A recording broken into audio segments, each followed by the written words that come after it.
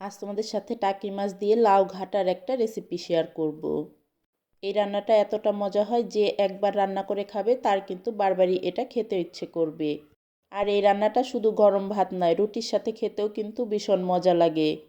তো চলো রেসিপিটা দেখে আসি। তো রান্নাটা করার জন্য প্রথমে আমি একটা প্যান চুলায় বসিয়ে দিয়েছি। আর প্যানটা যখন একটু গরম হয়ে এসেছে তখন আমি হাফ কাপের মতো সয়াবিন তেল এতে দিয়ে দিলাম। তো তেলটা একটু গরম হলে এখানে আমি 2 টেবিল চামচের মতো পেঁয়াজ কুচি অ্যাড করে দিলাম। এখন এই পেঁয়াজ কুচিগুলো নেড়ে চেড়ে একটু ব্রাউন করে ভেজে নিব। যখন পেঁয়াজগুলো একটু ব্রাউন হয়ে যাবে তখন আমি এখানে কিছু মশলা অ্যাড করে দিচ্ছি। এখানে আমি মাঝারি সাইজের একটা টমেটো আর 4-5 কোয়া রসুন দিয়ে একটা পেস্ট বানিয়ে নিয়েছিলাম, ওই পেস্টটা এখানে দিয়ে দিলাম। তারপর আমি এখানে 1 চা চামচের মতো জিরা বাটা অ্যাড করে দিচ্ছি। এখন এই মশলাগুলো খুব ভালো করে তেলের সাথে একটু ভেজে নিব যাতে করে মশলাটার কাঁচা গন্ধ চলে যায়। তো বাটা মশলাটা কিন্তু আমি 2 মিনিটের মতো তেলের সাথে খুব ভালো করে ভেজে নিয়েছি। এখন আমি এখানে কিছু গুঁড়া মশলা অ্যাড করে দিব। তো এখানে আমি দিয়ে দিচ্ছি 2 চা চামচের মতো মরিচের গুঁড়া, 1 চা চামচের মতো হলুদের গুঁড়া আর 1.5 চা চামচের মতো লবণ। তো গুঁড়ো মশলাগুলো দিয়ে আমি একটু নেড়ে চেড়ে নিয়ে এখানে আমি কিছুটা পানি দিয়ে দিলাম মশলাটা কষানোর জন্য। আর ঝালটা আমি আমাদের ঝাল খাওয়ার অনুযায়ী দিয়েছি, ঝালটা কিন্তু তোমরা কমিয়ে বাড়িয়ে দিতে পারবে। তো আমি এই মশলাটা খুব ভালোভাবে কষিয়ে নেব। আর দেখতেই পাচ্ছ আমার মশলাটা কিন্তু খুব ভালোভাবে কষানো হয়ে গেছে। আর যখন মশলাটা খুব ভালোভাবে কষানো হয়ে এভাবে উপরে তেল চলে আসবে তখন আমি এখানে কিছু মাছ দিয়ে দিচ্ছি। তো এখানে আমি 4টের মতো টাকি মাছ ব্যবহার করেছি, তোমরা তোমাদের পছন্দ অনুযায়ী ব্যবহার করবে। তো টাকি মাছটা দিয়েও কিন্তু আমি খুব ভালো করে মাছগুলোকেও কষিয়ে নিচ্ছি।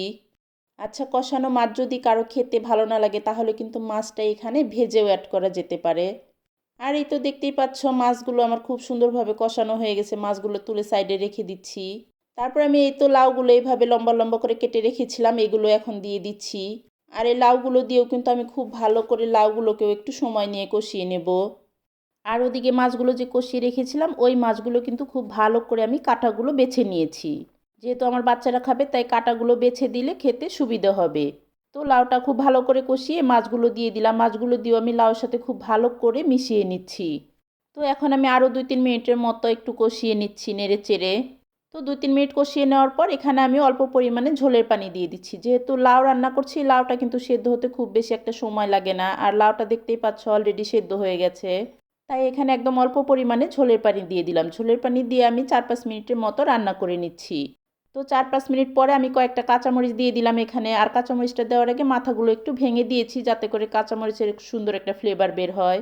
তো তারপর আমি আরও 2-3 মিনিটের মতো রান্না করে নিলাম। আর দেখতেই পাচ্ছ এ পর্যায়ে কিন্তু তরকারির ঝোলটা একদমই টেনে গেছে। তো এ পর্যায়ে আমি কিছু ধনিয়া পাতা এখানে অ্যাড করে দিচ্ছি। আর ধনিয়া পাতা দিয়ে কিন্তু আর রান্না করতে হবে না, সামান্য একটু নেড়ে চেড়ে মিশিয়ে নিয়ে রান্নাটা আমি নামিয়ে রাখছি। আর এই তো দেখতেই পাচ্ছ আমার রান্নাটা কিন্তু হয়ে গেছে, এখন আমি রান্নাটাকে নামিয়ে রাখছি। তো রান্নাটা নামিয়ে তোমাদের সামনে একটু পরিবেশন করে দেখাচ্ছি আমার রান্নাটা কতটা লোভনীয় হয়েছে।